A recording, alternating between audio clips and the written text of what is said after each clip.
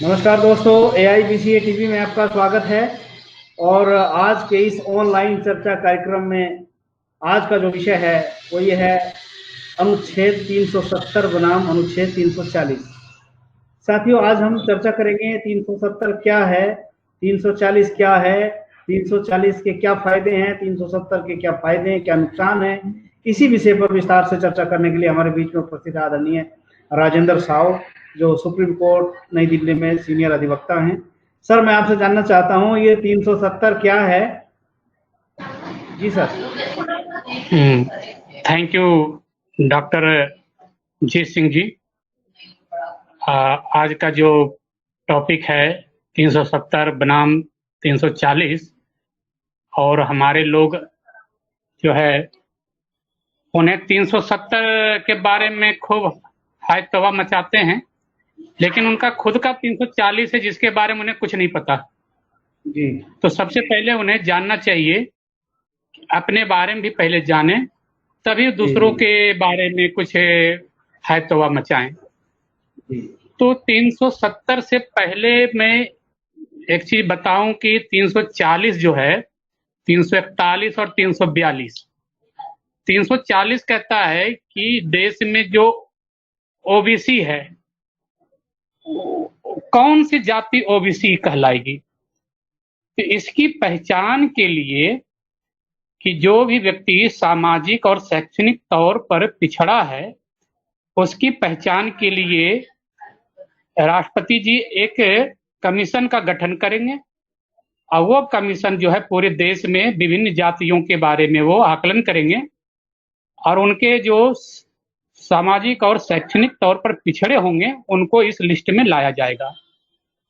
उसी तरह से 41 में कहता है, 341 में, कि जो भी जाति अछूत हैं, अनटचेबल हैं, उनका हर राज्य के गवर्नर जो है उनका उन जाति का लिस्ट बना के राष्ट्रपति को देंगे, और राष्ट्रपति उसको जो है शेड्यूल कास्ट में डालेंगे और उसको नोटिफाई करेंगे। उसी तरह 342 में कहता है कि हर राज्य के जो राज्यपाल है वो अपने यहाँ के जो अनुसूचित जनजाति है, शेड्यूल ट्राइब है, अनुसूचित जनजाति, उनका लिस्ट बना करके वो राष्ट्रपति जी को देंगे। राष्ट्रपति जी उसको जो है नोटिफाई करके उनको शेड्यूल ट्राइब घोषित करेंगे। तो आपकी जो संवैधानिक प्रावधान है आरक्षण का, वो इन्हीं तीनों अनुच्छेदों के आधार पर है कि किस किस जाति को ओबीसी का लाभ मिलेगा, किस किस जाति को एससी का लाभ मिलेगा, और किस किस जातियों को एसटी का लाभ मिलेगा। अब 370 चलिए, 370 में कहा गया, ये बना कैसे, सो थोड़ी सी बताऊं 2 मिनट में आपको, कि जब अंग्रेज भारत को आजादी दे रहे थे तो उसने कहा था कि जो भी राजे रजवाड़े या देसी राज्य अलग रहना चाहते हैं वो अलग रह सकते हैं। जो बहुत सारे देसी राजे रजवाड़े जो थे वो राज करते थे, सिर्फ अंग्रेजों को टैक्स देते थे वो, और उनके कानून को मानते थे, और कई हिस्से थे जिस पर अंग्रेजों का अपना शासन था। तो अंग्रेजों ने कहा, मैं अपने अंदर जो भी हिस्सा है मेरे पास, उसको मैं भारत और पाकिस्तान के रूप में डिवाइड करूंगा।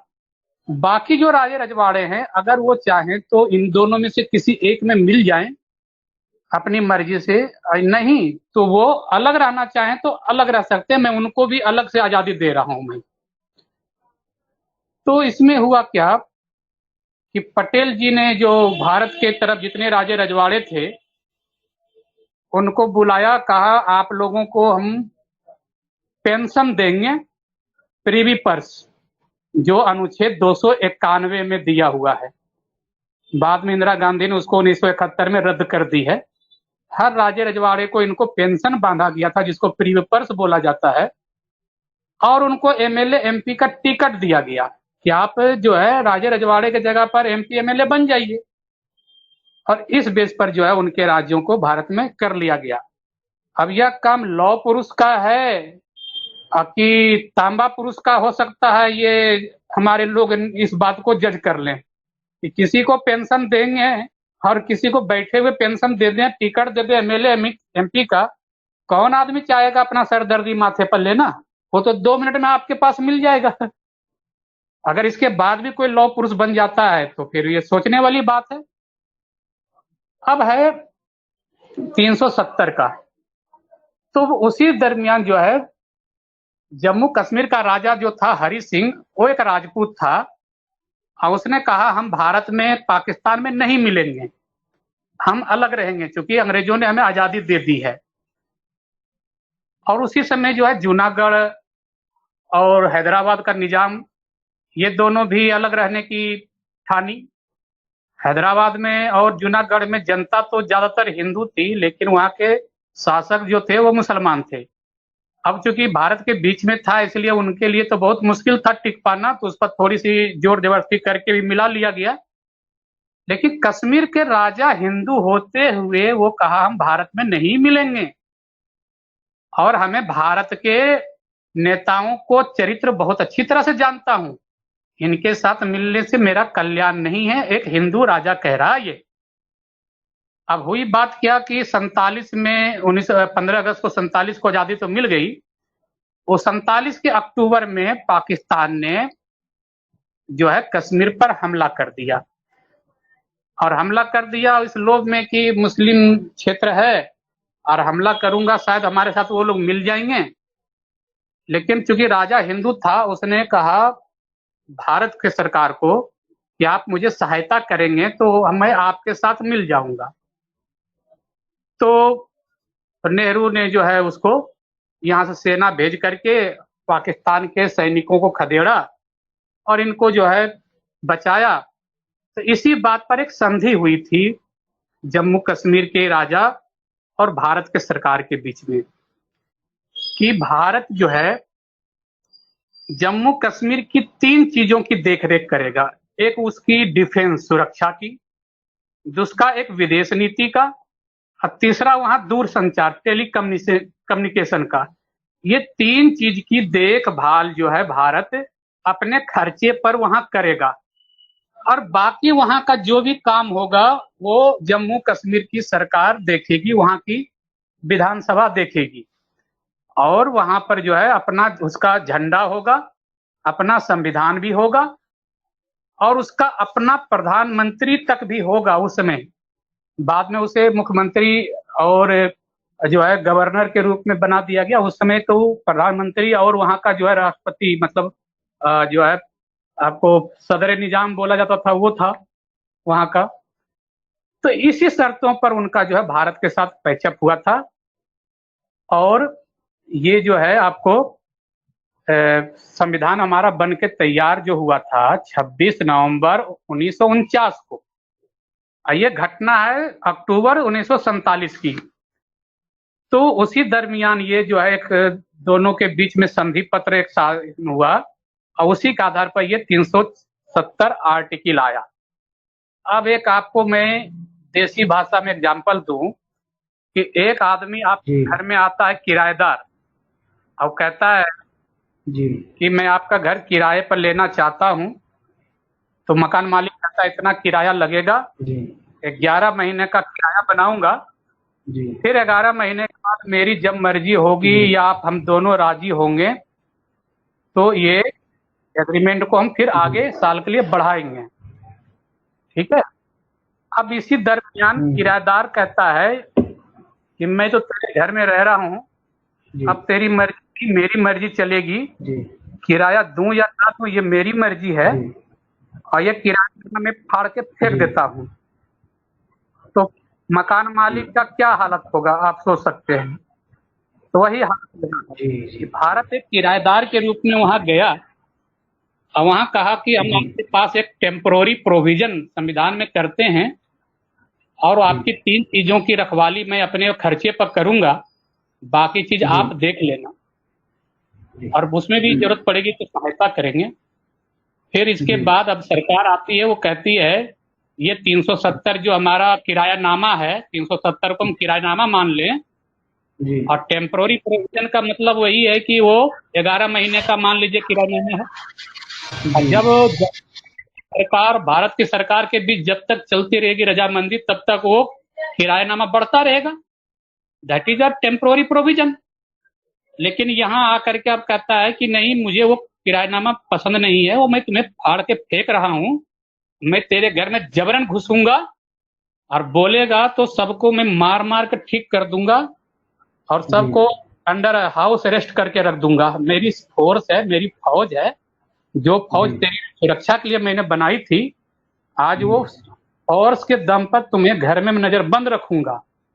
तो मकान मालिक के साथ अगर ऐसा व्यवहार होगा तो मकान मालिक क्या करेगा?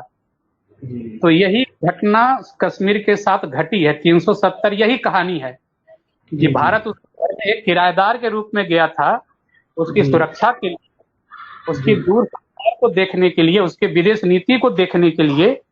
अब बाकी वहां के काम वो करते। अब ये कहते हैं मैं तो तेरे घर में घुस गया, अब कोई 370 कोई एग्रीमेंट नहीं है तेरे साथ, जो मैं चाहूं वो होगा, अब मैं जबरन रहूंगा, क्या कर लोगे कर लो मेरे साथ। तो यही बात कहानी है किसी के घर में। अब 370 जब हट गया या उसमें परिवर्तन हो गया, तो कल यही चीज ये सरकार कहेगी 340 और 341 342 में कि जब मैं 370 हटा सकता हूं तो 340 को मैं क्यों नहीं हटा दूं? जी हमारा सवाल यही है कि जब 370 हटाया जा सकता है तो क्या 340 और 341 42 पर भी हटाने के लिए जो है इसी तरह की प्रक्रिया अपनाई जा सकती है? इसी पर आप विस्तार से बताएंगे सर। जी सर। तो अब यह जो सत्ता है ये कह सकती है कि हम 370 हटा दिए हैं या बदल दिए हैं, तो क्यों ना मैं 340 को खत्म कर दूं? भाई एक चीज हट सकता है तो दूसरी चीज भी हट सकती है, और 341 भी हटा सकता हूं, 342 हटा सकता हूं। मतलब ओबीसी एससी एसटी की जो पहचान करने की जो कानूनी प्रावधान है, संवैधानिक प्रावधान है, उसको मैं खत्म करूंगा। क्योंकि मैंने कश्मीरियों की पहचान खत्म कर दी तो तुम्हारी पहचान खत्म कर दूंगा। और जब तुम्हारी पहचान खत्म करूंगा, एससी एसटी ओबीसी की पहचान खत्म करूंगा, तो फिर 15(4) में जो उच्च शिक्षा में तुम्हारा आरक्षण है वो भी खत्म हो जाएगा ऑटोमेटिक।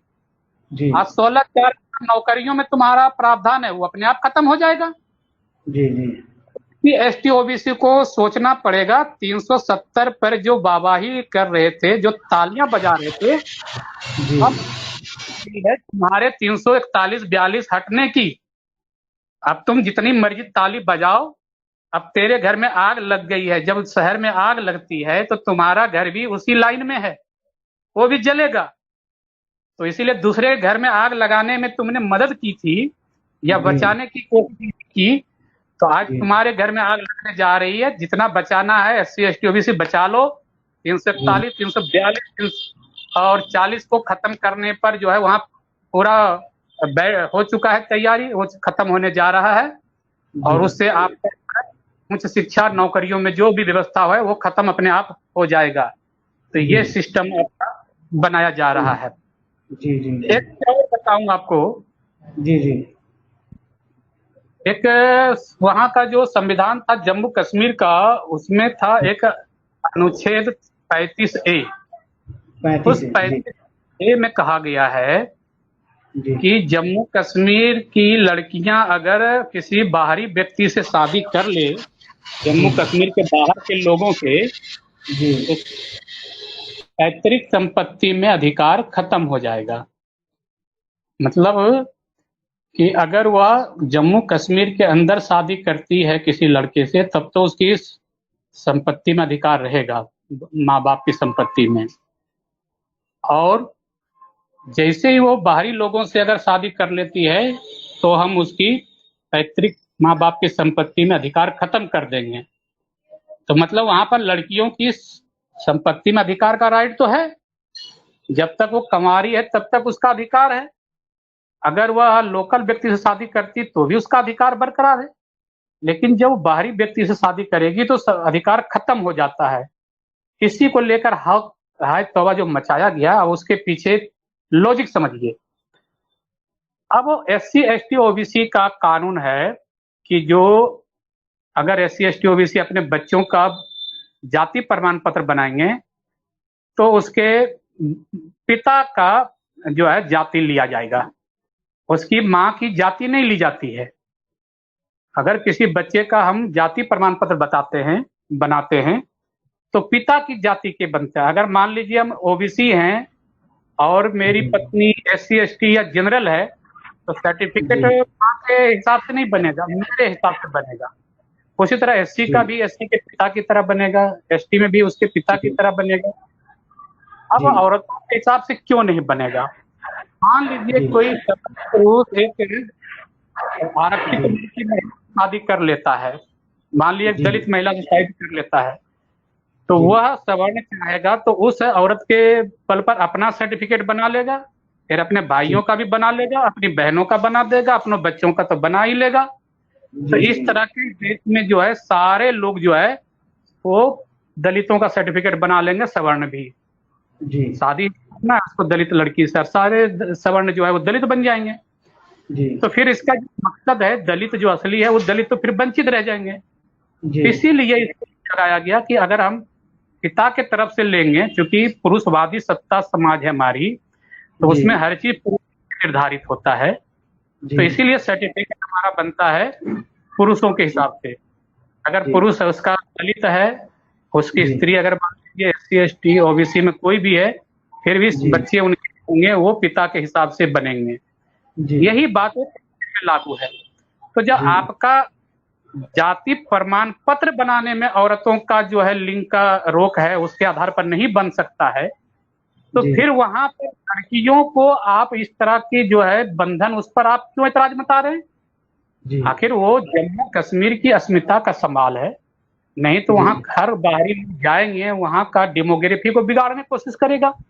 फिर जी जम्मू कश्मीर का जो लोकल ब्यूटी है वो खत्म हो जाएगी।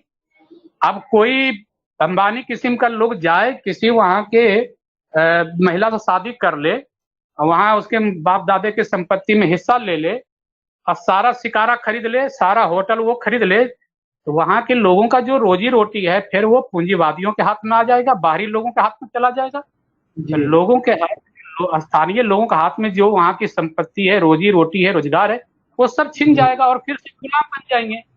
जी तो जी इसी को रोकने के लिए प्रावधान है कि अगर जी आपने शादी करना है तो लोकल कर लीजिए, अगर नहीं करते हैं, बाहर करते हैं, तो संपत्ति का अधिकार खत्म कर दिया जाए।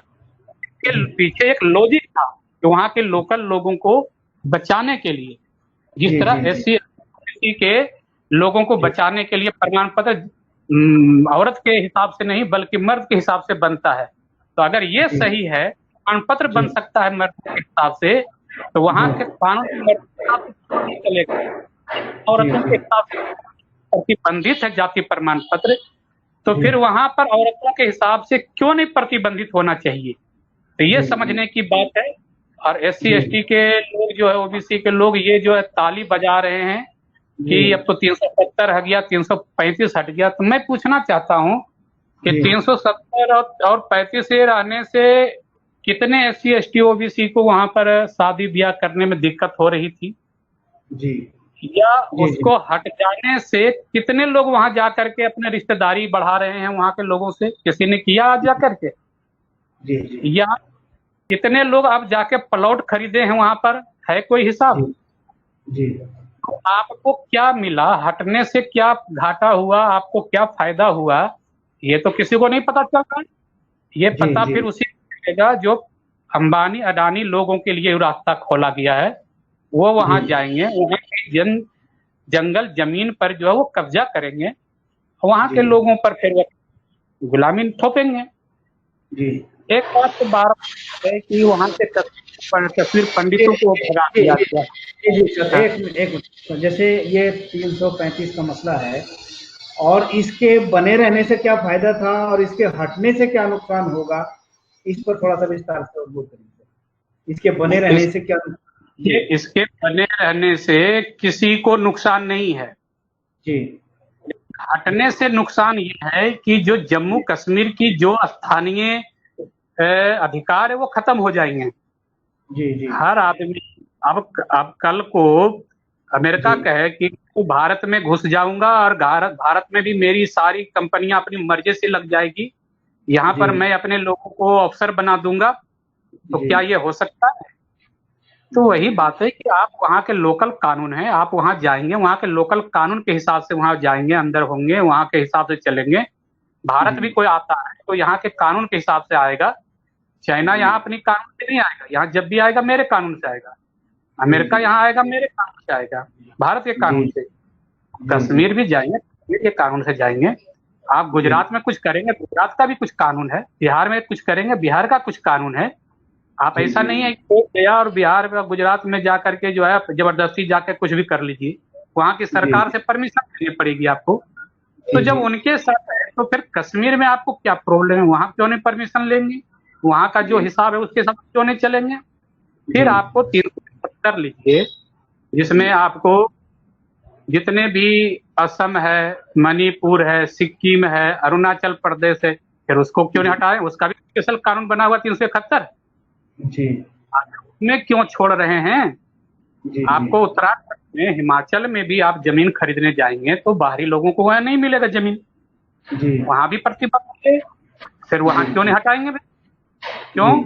यहाँ पर हिंदू क्षेत्र है या हिंदू बहुल राज्य है, कश्मीर मुसलमान, इसलिए कानून अलग बनाएंगे आप उसका। हटाना है तो सब जगह हटाइए, नहीं तो किसी को ना हटाइए। तो यह एक षड्यंत्र के तहत जो है देश में जो चल रहा है, ये मतलब हिंदू मुस्लिम बाइनरी को नए नए तरीके से पेश करने का तरीका है ये संविधान हटाना, संविधान में बदलाव करना। आपका जो है भारत एक राज्यों का संघ है। अनुच्छेद में आप पढ़िए तो दूसरा अनुच्छेद यही कहता है कि भारत राज्यों का संघ है। हर राज्य का अपना एक अपना अधिकार है, एक अपना शासन है, और उनके सभी का एक संघ है भारत। लेकिन आप किसी के राज्य में दखल दे रहे हैं, उसमें जबरन कर रहे हैं। फिर आपको वहां भी नियम है 370 में कि वहां पर अगर आपको कुछ भी बदलाव करना है 370 में, तो सबसे पहले नियम है कि वहां की विधान, पहले तो संविधान सभा होता था, वो तो खत्म हो गया, तब विधानसभा आ गई वहां पर। तो सभा पहले इसको पारित करेगा, ये पारित होने के बाद फिर वो आएगा आपको राष्ट्रपति के पास, फिर आप उसके बाद जो है वो कार्रवाई करेंगे। लेकिन इन्होंने क्या किया कि वहां की विधानसभा को भंग कर दिया, और विधानसभा भंग करके वहां के अपना एक गवर्नर बिठा दिया। वो गवर्नर से एक रिपोर्ट मंगा लिया वहां से। तो ये क्या तरीका है? अगर आप संवैधानिक प्रक्रिया की बात करें तो उस आधार पर भी ये जो है वो संवैधानिक बात है। आप संविधान के खिलाफ काम कर रहे हैं, संविधान की एकदम हत्या की बात कर रहे हैं। और इस बात पर जो है हमारे कोर्ट भी संज्ञान नहीं ले रहा, वो चुप है, पड़ा हुआ है। जी सर, एक सवाल हमारे व्यूवर्स की तरफ से आ रहा है, वो ये कह रहे हैं लेकिन 370 तो हटी, उसका 340 से क्या संबंध है? ये हमारी अभी तक समझ में नहीं आया। हम इतनी देर से सुन रहे हैं, एक आदमी लिख रहा है, सुधीर कुमार, वो लिख रहे हैं कि ये तो ठीक है 370 जो है वो वहां से हटाई गई और उसका एक बेनिफिट और नुकसान वकील साहब ने बताया। 340 और 341 42 को क्यों इसके साथ लपेटने का प्रयास कर रहे हैं? मैं ये कहना चाह रहा हूँ कि 370 हट सकता है तो 340, 41, 42 भी हट सकता है या नहीं? जी जी जी, सरकार चाहे तो इसको भी हटा सकती है। जी जी, ये कह रहा हूँ कि अगर चोर किसी घर में घुसता है तो पहले पत्थर मारता है। अब पत्थर मारने के बाद देखता है कोई जगा हुआ तो नहीं है। अगर जगा हुआ हो तो फिर वो चोर उस घर में नहीं घुसता है। तो सरकार 370 हटाया है तो मतलब वो देख रहा है कि आप लोग कितने जगे हुए हैं। अब 370 हटने की कोई सुगबुगाहट नहीं हुई है, इसका मतलब है कि आप सोए हुए हैं। तो आप सोए हुए, सरकार को पता चल गया है कि अब 370 पर कोई रिएक्शन नहीं हुआ तो 340 भी हटा दूंगा तो ये कुछ नहीं करेंगे हमें। 341 हटाऊंगा तो भी नहीं कुछ करेंगे, 342 हटाऊंगा तो भी कुछ नहीं करेंगे। तो सरकार एक जांच की है कि 370 हटाऊंगा तो अगर ये कुछ ना बोलेंगे तो हमें 340, 41, 42 हटाने में मुझे कोई पंगा नहीं होगा, क्योंकि कोई भी इंसान पहले एक बार की घर नहीं घुसता है, पहले पत्थर मारता है। तो पत्थर मारने का काम हुआ आपके ऊपर। अब तैयार है, वो पूरा साजो सामान के साथ तैयार है कि इस घर में घुसा जा सकता है। अब जी जी, ये करेक्ट जो है, ये अगला सवाल इनका, इन्होंने फिर लिखा कि जो 340 41 भी हटा सकता है यदि, तो 340 और 41 हटाने से ज्यादातर नुकसान किसका होगा? इसका मतलब ओबीसी के लोगों को 340 41 42 के बारे में जानकारी हाँ, नहीं है। जी 340 हट जाएगा तो इस देश में ओबीसी सर्टिफिकेट बनना बंद हो जाएगा। 341 हटेगा तो एससी का सर्टिफिकेट बनना बंद हो जाएगा। 342 हटने एसटी का सर्टिफिकेट बंद हो जाएगा। तो इस देश में जो है 74.5% लोगों का जो है सर्टिफिकेट बनना बंद हो जाएगा। सर्टिफिकेट बंद हो जाएगा तो फिर आपको आरक्षण किस आधार पर मिलेगा? जाति प्रमाण पत्र ही नहीं बनेगा तो आपको आरक्षण नहीं मिलेगा। तो आरक्षण नहीं मिलेगा तो आरक्षण खत्म हो जाएगा। तो आपको जो है 340 41 42 वो जो है आपको आरक्षण पर खत्म ऐसे नहीं करेंगे।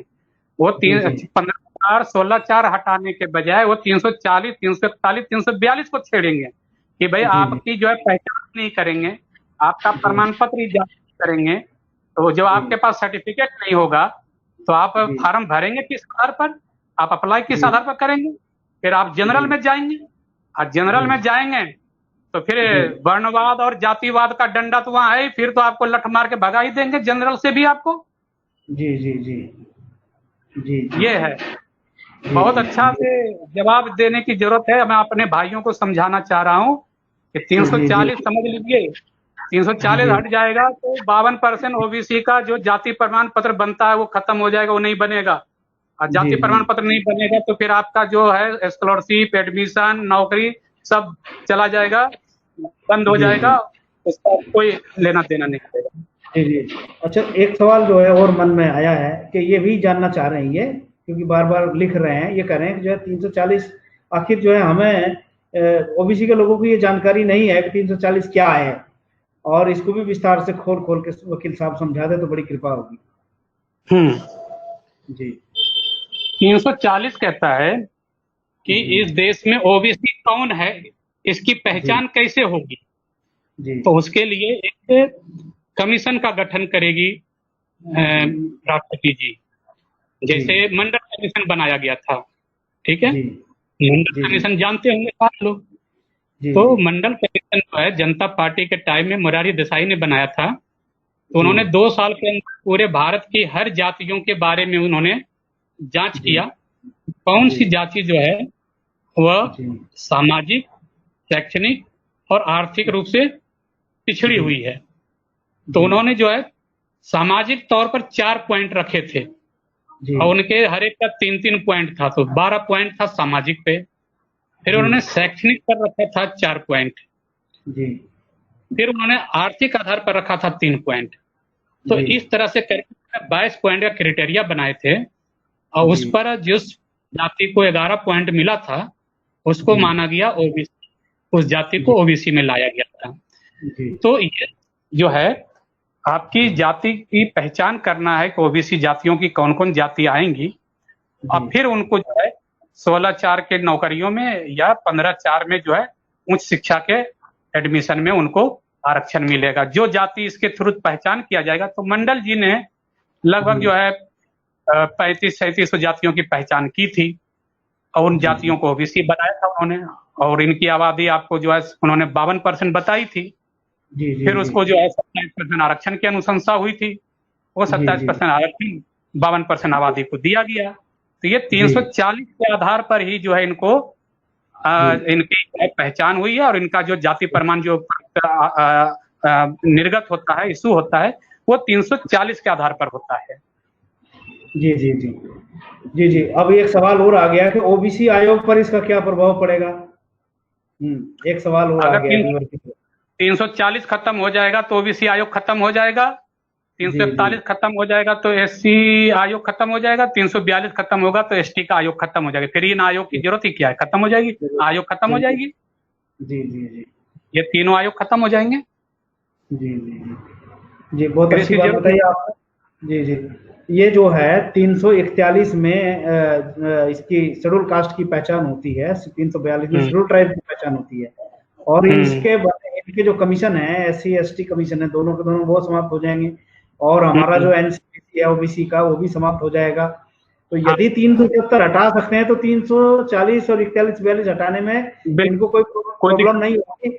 और जिस तरह से जो 300 SC/ST OBC के लोगों ने जिस तरह से 370 हटने के लिए जश्न मनाया था, क्या ये जो है 340, 41, 42 हटने का भी जश्न मनाएंगे? हाँ, जिस तरह से इन लोगों की समझ है, जब मंडल कमीशन लागू हुआ था 1990 में, तो इसके खिलाफ जो आंदोलन हुआ था, उस आंदोलन में सबसे ज्यादा ओबीसी के लोग थे।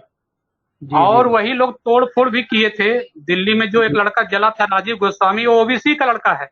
जी। और ओबीसी का लड़का जो है वो जला, जबकि बाद में पता चला वो भी आरक्षण में आता है।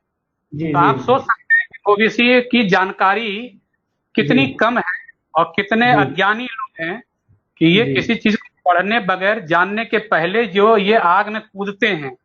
तो हमारे ओबीसी भाइयों को सबसे पहले समझने की जरूरत है कि कोई चीज जो आ रहा है उसके बारे में समझिए, जानिए, उसके पहले आप ऐसे लाइन मत लग जाइए। जी। तो सबसे पहले इनको जानने की जरूरत है। जी। तो जैसे ये 340 है, तो 340 में पहले काका काले कमीशन बना, उसी के आधार पर बना, वो नहीं लागू हुआ। उसके बाद मंडल कमीशन बना, वो लागू हुआ, आधा अधूरा लागू हुआ।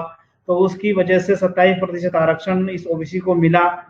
और उसके बाद जो है उच्च शिक्षा में आरक्षण की बात आई 2005 में, वो आधा अधूरा लागू हुआ। इस तरह से जो संवैधानिक प्रोविजंस है उनके लागू होने में इतनी कठिनाई हो रही है, और इतनी कठिनाई हुई, ऐसी स्थिति पैदा इन लोगों ने कर दिया। और आज जो सत्ता एक तरह से काम कर रही है, तो यदि ये 341, 40, 42 जो है ये नहीं रहेंगे, तो शायद मुझे लग रहा है कि ओबीसी इस बात को भूल जाएगा। इसके बारे में और विस्तार से मैं आपसे जानना चाहता हूँ कि जो ओबीसी का आदमी जो आज जो है सबसे बड़ा जो है अज्ञानता में जी रहा है, उसको समझाने के लिए, आप उसको संदेश देने के लिए कौन सी बातें कहना चाहते हैं? हाँ, अभी आपको जो है बीएचयू का केस आया है जी। वहां पर जो है संस्कृत डिपार्टमेंट में एक राजस्थान का मुस्लिम लड़का था, वो सबसे ज्यादा डिग्री का आया, पीएचडी था, और संस्कृत में वो संस्कृत वेदाचार्य था, सब कुछ जानता था, और सबसे ज्यादा नंबर थे उसके, सबसे ज्यादा एक्सपीरियंस थे। वो सेलेक्ट हो गया वहां पर प्रोफेसर में, बीएचयू में। जी। अब अगर मेरिट की बात करते हैं तो मेरिट में तो कोई भी आ सकता है, लेकिन वहां के ब्राह्मणों ने कहा, वहां के ब्राह्मण छात्रों और प्रोफेसरों ने कि भाई एक मुसलमान संस्कृत क्यों पढ़ाएगा जब हम पंडित लोग हैं जी। तो उसको इतना टॉर्चर किया कि उसको रिजाइन देके भागना पड़ा। जी। तो समझना पड़ेगा कि देश में मेरिट की कोई मतलब नहीं रह गया जी। दूसरी, अभी इलाहाबाद और वही बीएचयू में जो है संस्कृत, जो आपका जो है ये एक कौन संस्कृत यूनिवर्सिटी आपका है, वो संपूर्णानंद संस्कृत यूनिवर्सिटी, उसमें बीएचयू में भी जो है 3 लड़के सेलेक्ट हुए थे, हिंदी में, एक संस्कृत में। तो ये सिलेक्शन लिस्ट में एक यादव थे, एक और कोई कम्युनिटी ओबीसी के ही तीनों थे। तो ये तीनों टॉप किए मेरिट में, लेकिन इनको इंटरव्यू में कहा जाता है कि लोग अगर प्रोफेसरी करोगे तो भैंस कौन चराएगा जी। पीएचडी वाले को कहा जाता है इंटरव्यू में कि अगर तुम प्रोफेसर बन जाओगे तो हमारे लोग क्या करेंगे, और फिर भैंस कौन चराएगा, हमें दूध कौन पिलाएगा जी। उसको लिख दिया नॉट सुटेबल कर दिया गया है। तो अब ओबीसी वाले आप सोच लीजिए, आप पढ़ लेंगे, लिख लेंगे, उन्हीं के कॉलेज में आप पूरा फीस देंगे, डोनेशन दे के पढ़ लिए, नौकरी की बात की तो वो लोग सरकारी स्कूल में जब आपके साथ ये हालत है, तो जब प्राइवेट हो जाएगा उसमें क्या हासिल होगा। आप वहां पर फार्म भी नहीं भर सकते, क्योंकि वो प्राइवेट स्कूल में फार्म नहीं भरे जाते हैं। वहां पर भर्ती किसी का फोन चला जाता है, वहां भर्ती हो जाता है। तो सरकारी में तो कहाँ फार्म भरते हैं, आप कंपटीशन देते हैं, इंटरव्यू देते हैं, प्राइवेट में तो वो भी नहीं होता है। तो आप पढ़ लिख करके कहाँ जाओगे, इतनी डिग्री लेकर के क्या फिर से आपने हल चलाना है, फावड़ा चलाना है, या आपका जो है वो मछली मारना है, या तेल निकालना है, या दूध निकालना है पीएचडी करने के बाद। ये ओबीसी को समझने की जरूरत है। और जो सत्ता में लोग हैं उनका एक ही कहना है और उनके जो महापुरुष हैं वो भी वही कहते थे। तिलक कहा था कि ये जो नाई दहवी तेली कुम्हार मल्ला कछुआ ये संसद में जाके क्या करेंगे, ये मछली मारेंगे, हल चलाएंगे, तेल निकालेंगे, इनका काम तो गांव में है। ये संसद में संसद में तो सिर्फ ब्राह्मणों का सवर्णों का काम है। तो ये उनके कहते हैं वो कर रहे हैं। हमारे ओबीसी एसटी के लोगों को आप पूछिए कि आपके 5 महापुरुष के नाम, तो ये किसका नाम बताएंगे? ये उन्हीं का नाम बताएंगे जो हमारे खिलाफ गलत बयानी किए हैं, हमारे खिलाफ सारे रास्ते बंद करने वाले, उनके नाम बताएंगे। तो जब तक ओबीसी को अपने पुरुषों के महापुरुषों के नाम, अगर इनको कहिए फूले जी का नाम, तो शायद बहुत कम लोग जानते हैं। फिर फूले जी के 5 विचार बताइए, उनके 5 काम जो इन्होंने किया है ओबीसी के लिए, कि भाई कोई अब ब्राह्मण का काम होगा, उन्होंने खुद एक सत्य शोधक समाज बना करके और अपने ही ओबीसी लोगों से ब्राह्मण पैदा किए, वही लोग पूजा कराए, वही लोग शादी भी कराने लगे। तो इससे क्या हुआ कि आपके साथ जो भेदभाव हो रहा था खत्म हो गया। फिर लोगों को शिक्षित किया, शिक्षित करके और अंग्रेजों से बात करके आपके लिए स्कूल खुलवाए। सारे जिला स्कूल उन्हीं के खुलवाए हुए हैं, उन्हीं के कहने पर खुला है पूरे भारत में। तो आपकी शिक्षा की व्यवस्था उन्होंने कराई। उसके पहले गुरुकुल होते थे, गुरुकुल में सिर्फ ब्राह्मण ठाकुर पढ़ते थे। वहां पर तो आपको शूद्र के नाम पर आपको पढ़ाई नहीं होती थी, यहाँ तक कि वहाँ बनिए को भी नहीं पढ़ने दिया जाता था। तो ओबीसी भाई को समझने की जरूरत है कि आपके साथ ये जो कर रहे हैं, आखिर कोई भी आदमी कहता है मैं समाज सेवक हूँ, सवर्ण ब्राह्मण या ठाकुर लोग जो कहते हैं मैं आपकी समाज सेवा के लिए आया हूँ, तो समाज सेवा के लिए उसको एमएलए एमपी बनने की क्या जरूरत है? समाज सेवा तो आपकी जो प्रॉब्लम है वो तो दूर कर सकता है वहीं से ना। उन्हीं के पास खेत है, अपने खेत में वो सारा काम फ्री कराएंगे। फिर आप नहीं जाओ तो मारेंगे भी, आपको ध्यान नहीं देंगे, आपको खाना भी नहीं देंगे, शोषण करेंगे। फिर वही उन्हीं का लोग होगा, भाई होगा या उन्हीं के जाति के लोग आपका समाज सेवा करेंगे। अरे वो आपकी समाज सेवा क्यों कर रहे हैं? वो अपने लोगों को समझाएं कि भाई इनका शोषण ना करो, इनके साथ भेदभाव ना करो, इनके साथ छुआछूत ना करो। तो अपने लोगों को नहीं समझाते हैं। एक उनका लोग जो है आपके साथ जो है अत्याचार करता है, शोषण करता है, उसी जाति का दूसरा लोग जो है आपका समाज सुधारक बन के आपका नेता बनता है, और नेता बन के वो चुन के जाता है, और चुन के जाता है तो फिर उसी की बात सुनी जाती है जो आपका शोषक है। थाना भी उसी का होगा, डीएम उसी का होगा, एसपी उसी का होगा। और आपके खिलाफ जो अत्याचार हुआ, अब थाना में अगर आप कहने जाएंगे तो वहां जो जिसको चुन के भेजे हैं वो आपकी सुनवाई नहीं करेगा, बल्कि उसी का साथ देगा, और उल्टे फिर आपको ही पकड़ करके अंदर किया जाएगा कि तुम शिकायत क्यों करने आए, अब तुम ही इसके गुनाहगार हो। उल्टा केस आपको बना करके आपको अंदर डाल दिया जाएगा। तो ओबीसी एसटी एसटी को यह समझने की जरूरत है कि क्या हम ऐसे लोगों को नेता बना सकते हैं जिस जाति के लोग हमारा शोषण करते हैं, और उनको समाज सेवक, उनको नेता हम अपना बना सकते हैं? एक सीधी सी बात जानिए कि क्या किसी भी भेड़िए की रक्षा कोई भेड़िया किसी भेड़ की रक्षा किया है दुनिया में? नहीं। आप कोई भेड़ कह दे भेड़ियों को कि भाई तुम मेरा रखवाला बन जाओ, या कोई भेड़ कहे कि मैं तेरा रखवाला हूँ, मुझे अपना रखवाला बना लो, क्या ये संभव है? तो कोई भी शोषक आपका सेवक कैसे बन सकता है? आपका वो रक्षक कैसे बन सकता है? उसका तो नेचर है, उसका तो प्रकृति है कि वो आपका शोषण करेगा। फिर वो आपके साथ करेगा, आपका न्याय कैसे करेगा वो? फिर एक ये जैसे जो समाज के सशक्तिकरण के जो स्रोत है, यानी समाज में शक्ति के जो स्रोत हैं, जैसे शिक्षा है, सामाजिक समाज का है, और राजनीतिक है, आर्थिक है।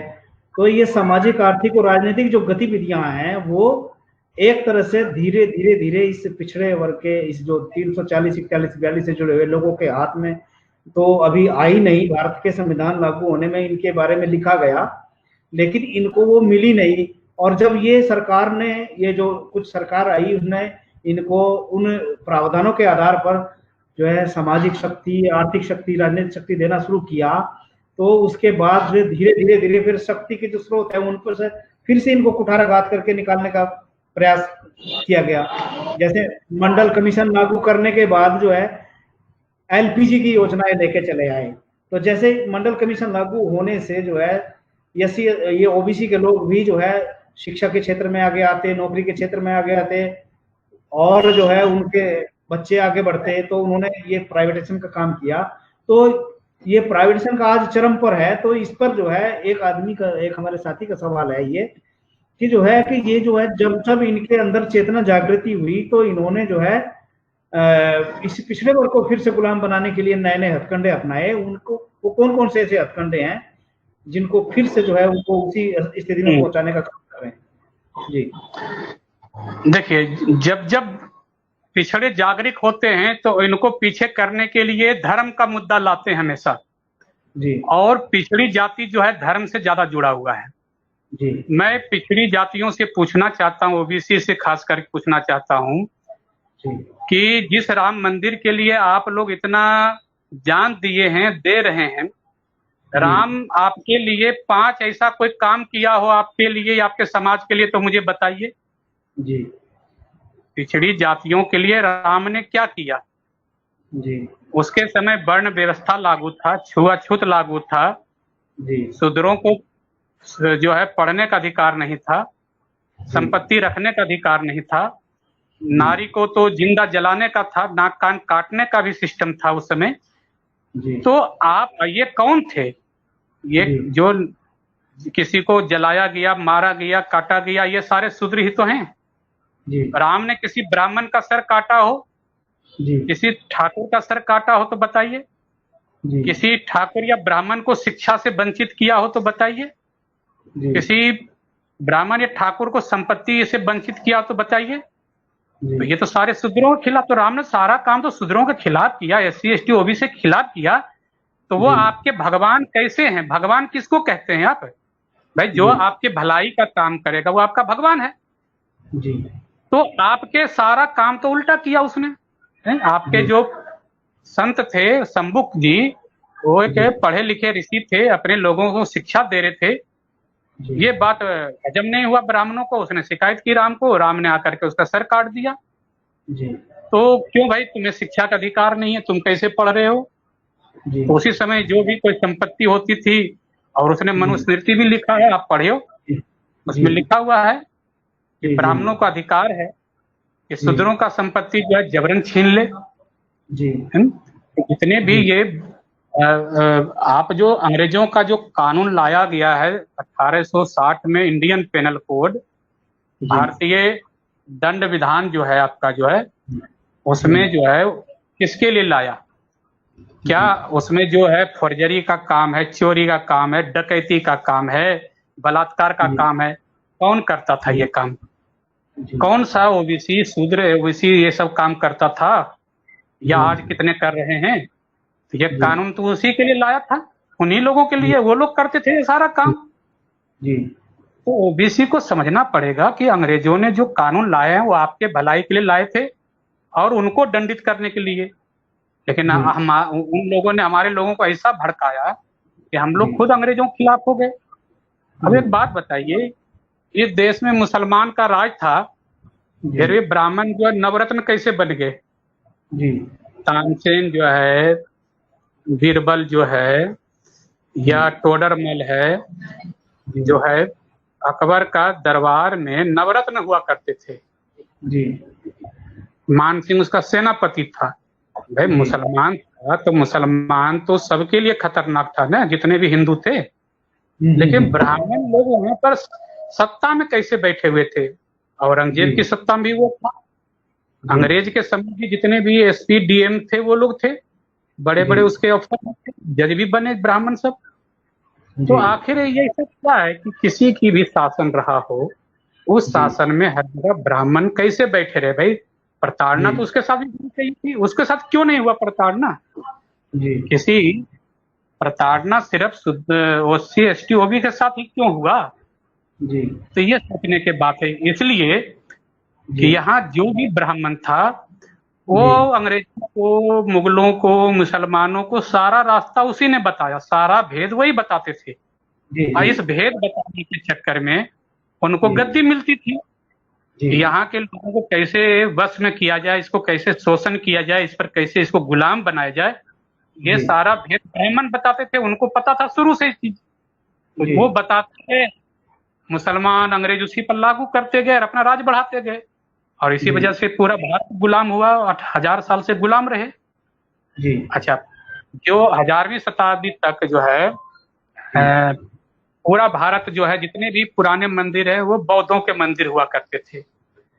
अब ये मुस्लिम शासकों से मिल करके जो है उन मंदिरों में कुछ में जो है अपना वो हिंदू मंदिर बना लिए, और कुछ जगह इन्होंने जो है मुसलमान का मस्जिद बनवा दिए।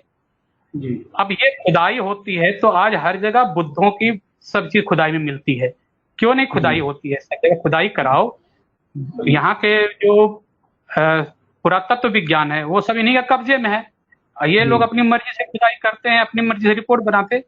क्यों नहीं यूनेस्को का आए पुरातत्व विभाग, निष्पक्ष आए, और वो उनकी संरक्षण में जो है, संरक्षण में ये खुदाई हो। आपका सारे जो है पुराने मंदिर, आपको बुद्ध मंदिर मिलेंगे, वहां की मूर्तियां जाइए, सारे बुद्ध की मूर्तियां हैं, उस पर पर्दा डाले हुए हैं सारे लोग। तो हमारे सारे चीजों को इन्होंने जो है हाईजेक करके अपनी धंधा बना लिया इन्होंने, और वहां अपना हर जगह पुजारी बैठ गए हैं, और वो जो है बिना काम धंधा किए खा रहे हैं, कमा रहे हैं, इसका फायदा उठा रहे हैं। आपको शिक्षा से वंचित इसीलिए तो किया गया कि आपको अगर इतिहास नहीं पता होगा तो आपको कुछ नहीं पता होगा, तो कुछ नहीं जानेंगे। अभी जो अंग्रेज एक आया था कनिंघम, तो उसने देखा यहाँ बहुत बड़े पिलर हैं, उस पर कुछ लिखा हुआ है। तो उसने ब्राह्मण से पूछा ये क्या है भाई? तो बोला ये भीम का गदा है। ऐसा जो लिखा हुआ है वो ब्रह्मलिपि है, और इसमें जो है ब्रह्मलिपि में लिखा है, ब्रह्मा की बातें लिखी हुई है। फिर बाद में वो जो है कहीं और देश में जब गए, तिब्बत गए, चाइना गए, और यहाँ श्रीलंका गए, वहां भी बौद्धों की साहित्य पढ़ी हुई थी। और वहां जब लिपि देखा तो ये मिलता जुलता लिपि था। जब इसको पढ़ा तो देखा उसमें तो लिखा हुआ है कि ये सम्राट अशोक के बारे में लिखा हुआ है इसके ऊपर। इस लिपि को जो है धम्मलिपि बोलते हैं। तो ये धम्मलिपि को वो ब्रह्मलिपि बोलते हैं ये लोग, और उसमें जो लिखा हुआ है वो चीज अशोक के बारे में लिखा हुआ है, तो ये लोग कहते हैं ब्रह्मा के बारे में लिखा हुआ है। वो अशोक का पिलर है, उसको कहते हैं ये तो भीम का गदा है। तो इस तरह से इन लोगों ने अंग्रेजों को भी भटकाया। तो अंग्रेज तो होशियार थे, उनका राज कई जगह था, तो वहां से मिल करके अपने चीजों को खोज लिए, उनको पता चल गया। तो इस तरह से जो है ओबीसी एसटी के जो इतिहास है उसका इतिहास तो जमीनों में दफन है। आज एससी एसटी को जो है ये इतिहास तब निकलेगा जब आपकी सत्ता आएगी, आपकी शिक्षा होगी। जब तक आपकी शिक्षा नहीं होगी तो आपको शिक्षा नहीं मिलेगी, शिक्षा नहीं मिलेगी तो अपनी चीजों को बता नहीं कर पाएंगे, ढूंढ नहीं पाएंगे। तो इसीलिए आपके जो खिलाफ लोग हैं वो क्यों आपको सत्ता से दूर रखना चाहते हैं। आपने बताया सर, आपने बताया कि जब जब ओबीसी के अंदर चेतना आती है तो उसको खंडित करने के लिए विभिन्न मुद्दे लाते हैं। एक तो धर्म का मुद्दा बताया, और दूसरा मुद्दा कौन सा है? तो अभी देखिए, पहले तो मंडल कमीशन के टाइम में तो इन्होंने रथ यात्रा निकाला था अडवाणी ने। अब फिर से जब ओबीसी का उत्थान हुआ तो मोदी जी के नेतृत्व में अब जो है ये राम मंदिर का शिलान्यास करवाया है। अब हर लोग इसमें लगे हुए हैं। फिर आपको हर बार वो मुसलमानों के खिलाफ भड़काते हैं, मुसलमानों के खिलाफ हिंदू मुस्लिम कराएंगे तो उसमें ओबीसी और एससी एसटी इन्वॉल्व हो जाएंगे। एक भी दंगा में कोई ठाकुर या कोई ब्राह्मण मरा हो तो हमें बताइए, आखिर वो भी तो हिंदू है, हिंदू तो वो भी है। तो जब इधर से दलित ओबीसी मरते हैं, मुसलमान उधर से मरता है, तो एक भी ब्राह्मण या ठाकुर कोई दंगा में मरा हो तो बताइए। वो अलग बात है, कोई रास्ते से कोई लग गया हो किसी को कुछ, या कोई कहीं गिर गया हो, किसी का एक्सीडेंट हो गया हो, उसमें वो अलग बात है, वो मर गया हो। लेकिन कोई दंगा लेते हुए ब्राह्मण मारा गया हो, ठाकुर मारा गया, तो आप बताइए, या हमारे ओबीसी कोई बताए इस चीज को, तो आपको क्यों भेजा जाता है दंगा में? अच्छा, आपके लिए बजरंग दल बनाया गया है, आपके लिए जो है रक्षा दल बनाया गया है, गौरक्षा दल बनाया गया है, तो क्यों बनाया गया है? वो आपका ब्रेन वॉश करते हैं, आप लड़ाई झगड़े में फंसे रहें, इन चीजों में फंसे रहेंगे तो आपका जो असली मुद्दा है, आपका ध्यान उधर नहीं जाएगा। जी एक चीज और बताना चाहूंगा कश्मीर के बारे में, जी कि जब कश्मीर में जो मुसलमान है वो पहले भी जो है हिंदू थे, जी SC OBC भी वहाँ थे कश्मीरी पंडितों के साथ। जी तो औरंगजेब के समय में जो है मराठा लोग भी लड़ाई उड़ाई करते थे बहुत। तो जी अंग्रेज शासन को दिक्कत हुई, अंग्रेजों को, औरंगजेब शासन को दिक्कत हुई। तो जी औरंगजेब ने ब्राह्मण से कहा इतनी लड़ाई करनी पड़ती है, उसके लिए सेना का खर्चा होता है, तो धन जी कैसे बढ़ाया जाए। तो जी ब्राह्मणों ने सलाह दिया कि आप जो है हिंदुओं पर टैक्स लगा दो, इसकी संख्या बहुत है, जी तो एक जो है इसको आप जजिया टैक्स लगाइए। तो जी जजिया टैक्स मतलब जो धर्म टैक्स लगाया गया हिंदुओं के जी ऊपर। जी तो इससे क्या हुआ कि जो भी हिंदू है भैया अपना टैक्स दो इसमें। जी तो ब्राह्मण को भी कहा गया भाई तुम भी हिंदू दो, तो उसने कहा मैं तो हिंदू नहीं हूँ, मैं तो ब्राह्मण हूँ। जी तो टैक्स के समय में ये ब्राह्मण हिंदू नहीं हुआ करते थे, जी आप सोच सकते हैं। जी जी तो कश्मीर में जो है वहां पर इन्फ्लुएंस बहुत ज्यादा था औरंगजेब का, वहां पर अपना शासन था, दिल्ली के नजदीक इधर पीछे पड़ता। ये लोग उधर से ही तो आए थे सारे, अफगानिस्तान तरफ से ही सारे, जी तो जी इधर शासन का था ही। तो कश्मीर के जो SC ST OBC थे वो मजबूरन उनको मुसलमान बनना पड़ा इस जी टैक्स से बचने के लिए। लेकिन जी ब्राह्मण तो रहे ब्राह्मण ही, वो तो जी हिंदू ना बने ना मुसलमान बने वो। जी जी तो आप वही कश्मीरी पंडित अपने को हिंदू कहते हैं, जो एक समय में कहता था मैं हिंदू नहीं हूँ, और इसी चक्कर में वहां SC ST OBC को बना दिया, वो मुसलमान बनवा दिया इसी चक्कर में ये। जी जी अब कहता है कि वहां कश्मीरी पंडितों को भगा दिया गया।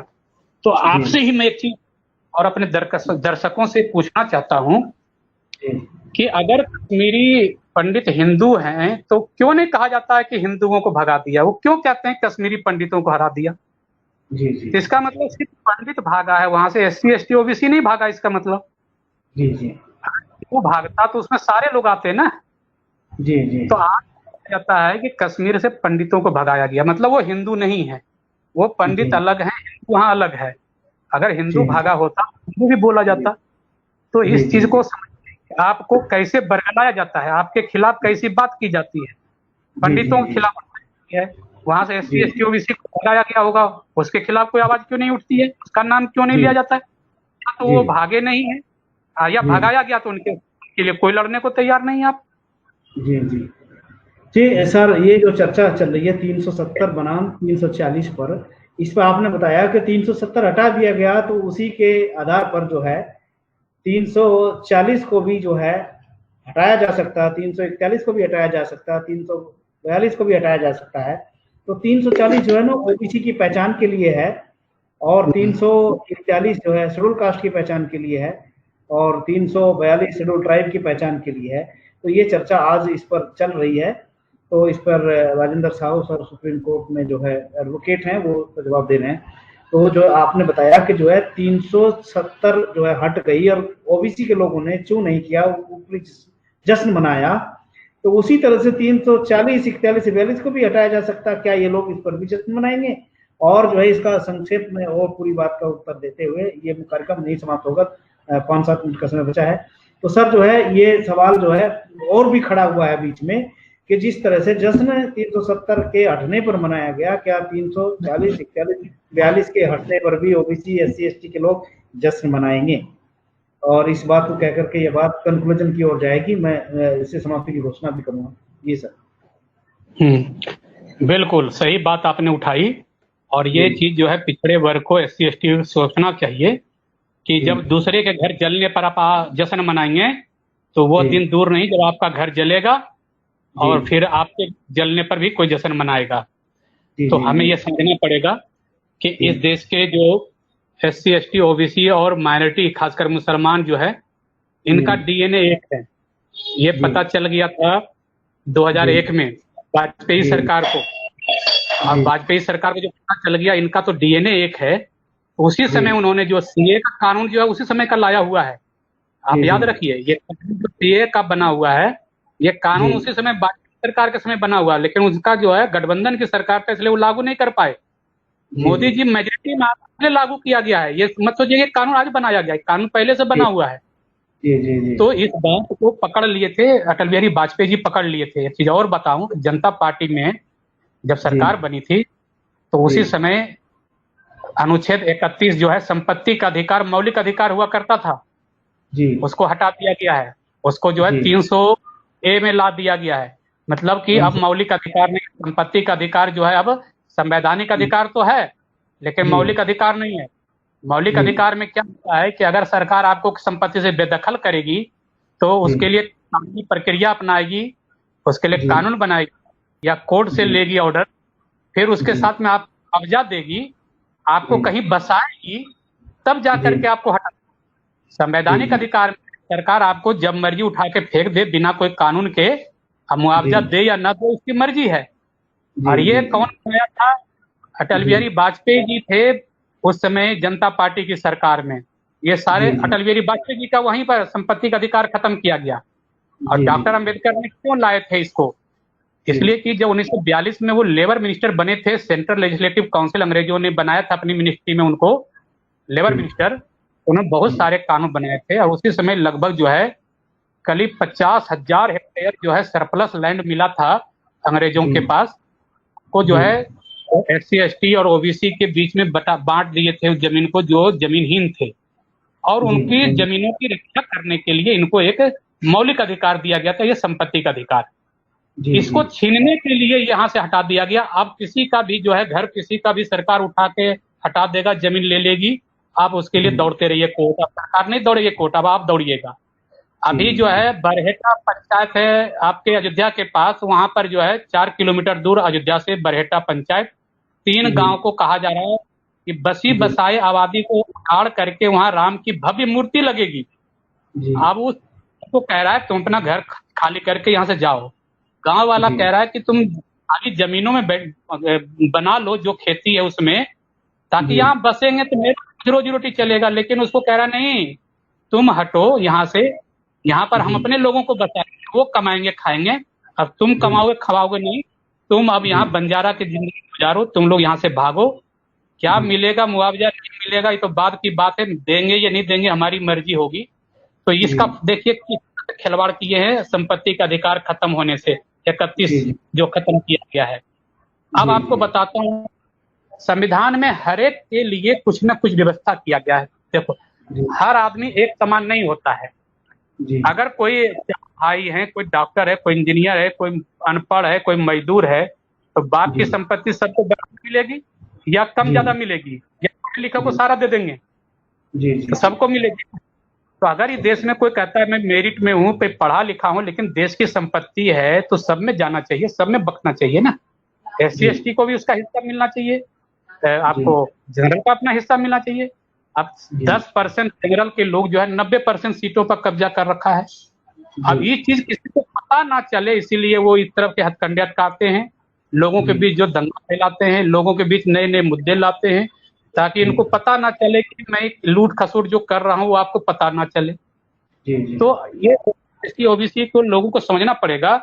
संविधान का मतलब होता है कि भेड़ों को एक बाड़े में रखो, भेड़िए को एक में रखो, बैल को एक में रखो, हाथी को एक में रखो। यही तो है कि आप हाथी, घोड़े, गाय, बैल, भैंस को क्या एक बाड़े में रख सकते हैं? क्या रख सकते हैं इसको? तो समानता का मतलब क्या है कि सबको इकट्ठे रखोगे? समानता का मतलब है जो एक जैसा लोग है उसको एक में रखिए।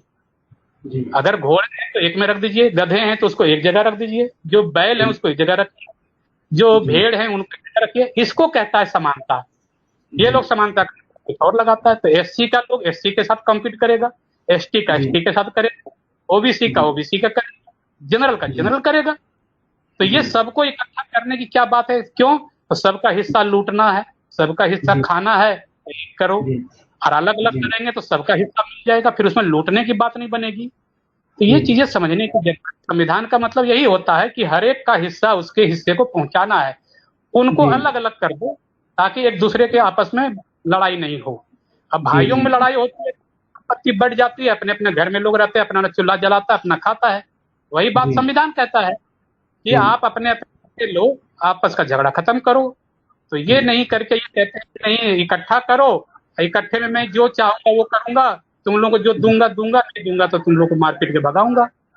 तो ये सारी चीजें हैं।